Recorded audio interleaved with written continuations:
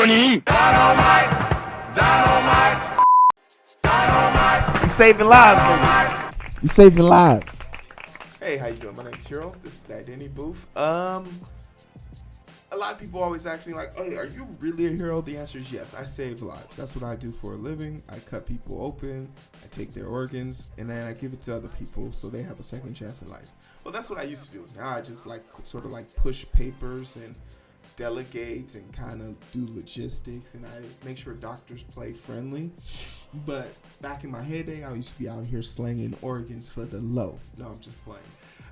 I was part of a OPO, which is an organ procurement organization. They specialize in finding organ donors for the transplant. And organ donation is something that's very passionate to me, even though, like all things that revolve around saving lives, there's always an underbelly to it. But OPOs are very fun to me, and I got my first experience when I first had my first patient who was actually a donor because he was at a crime scene. He got shot, and I had to go extract the bullet, but he was a donor, and he fit the parameters, so I had to follow this body to go to Dallas.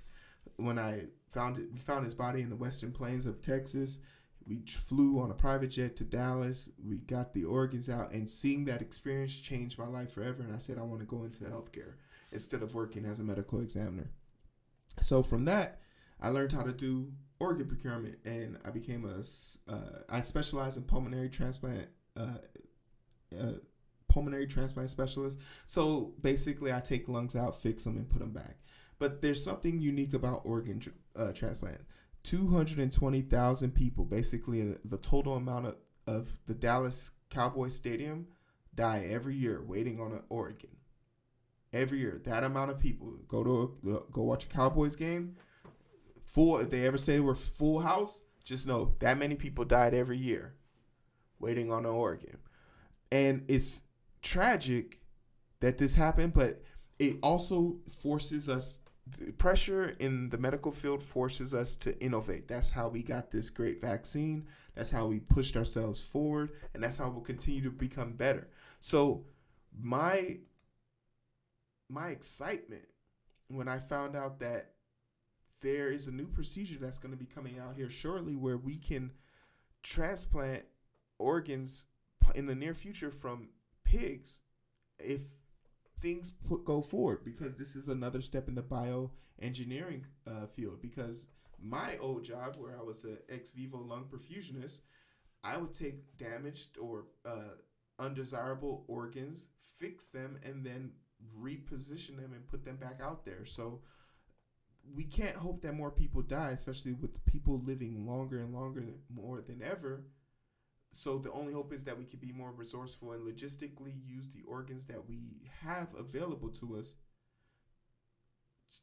to our advantage, right? We have to be able to make the most out of those organs. But there's a time and a place that this is happening, and there's a twist on this, because we all know, right?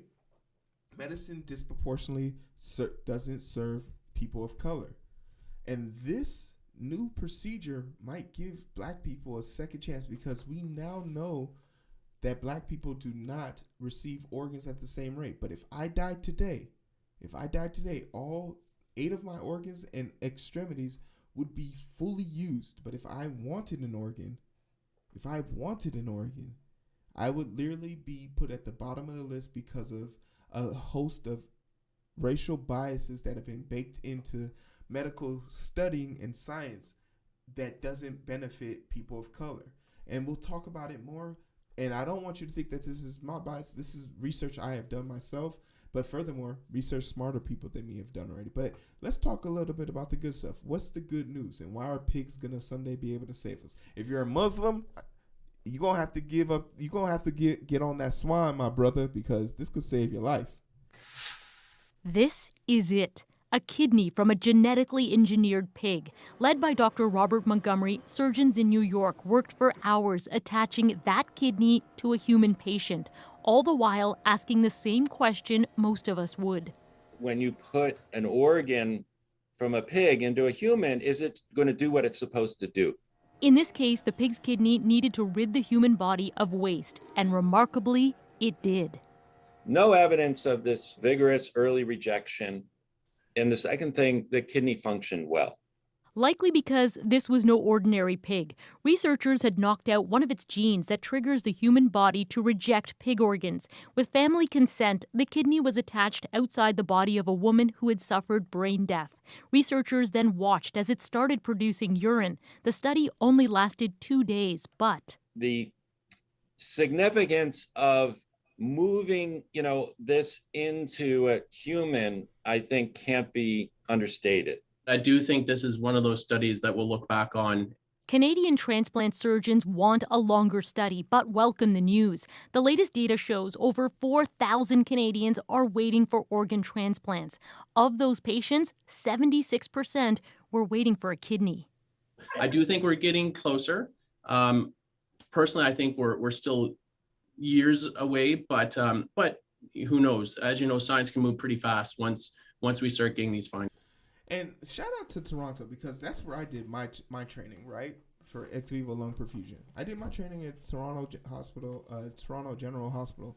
Shout out to Toronto for that, because they're innovators. They take the necessary steps and precautions.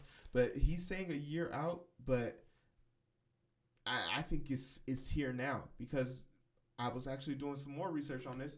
There are other versions of this. So when they genetically dispose this, it's kind of weird, because you'll also see the same thing where people filter a lot of stuff through kidneys and like kidney stone, like like the whole filtration and the dialysis.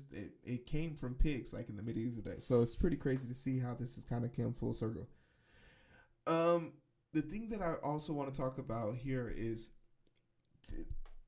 it puts us in a position to do more with less. We don't have to wait on people to suffer. And, this is coming from a free healthcare system, right? Oh, free healthcare is so bad. Look at what they're doing. No one, you want to know why people aren't dying of diabetes out there? Because they got insulin and it's affordable. Findings. But bioethicists point out religious concerns, and the toll this could take on animals shouldn't be ignored. What we have done to non-human life in the name of human progress is unbelievable. We really owe them a lot. The transplant research has not been published or peer-reviewed yet, but doctors say this could be the breakthrough that transforms transplants of other organs as well, potentially saving even more lives. Christine Birax. And I'm gonna just say this: when it comes to the question of, is it ethical? What about the pigs? What about...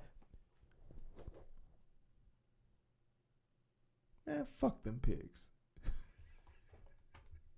Dynamite! Black people... Keisha right. Black people been eating bacon for so-called chitlin. There's no part of a pig we can't eat. We'll eat the intestines. We'll eat the booty hole of a pig. And you mean to tell me we ain't going to use that same damn pig to save our lives? Man, go to hell. Dynamite! Twice. Dynamite! Dynamite! Fuck them pigs. If I could make a pig, I would look that pig in the eye and knock him the fuck out and take that pig's kidney. Ain't nobody worried about it. What about the pigs? And if you needed a kidney, you'd be the... If I could put a strip of turkey... as for all you guys who don't know, I don't eat swine. No swine, my brother. But I put... If a pig was turkey bacon, if we were talking about turkeys here, I'd kill a turkey for less. I'm killing a turkey just to add flavor to a sandwich. I kill a turkey, put turkey bacon on my burger. A burger that already has 2 patties on it, foreign ass cheese, lettuce, tomato, mustard, pickles, barbecue sauce, and French fries. And then I said, that's not enough. And I whacked a turkey and put strips of his bacon on my burger. Took a bite and said, delicious. You think I won't kill a pig to save my life? I would throw the world's mass population of wild turkeys into the fucking sun for $10.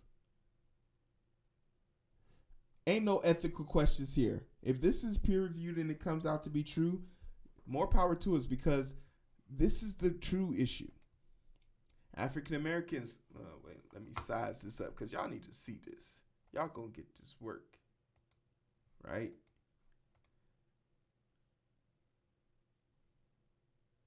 In a heartbeat, Keisha, don't even. You know I'm not even playing.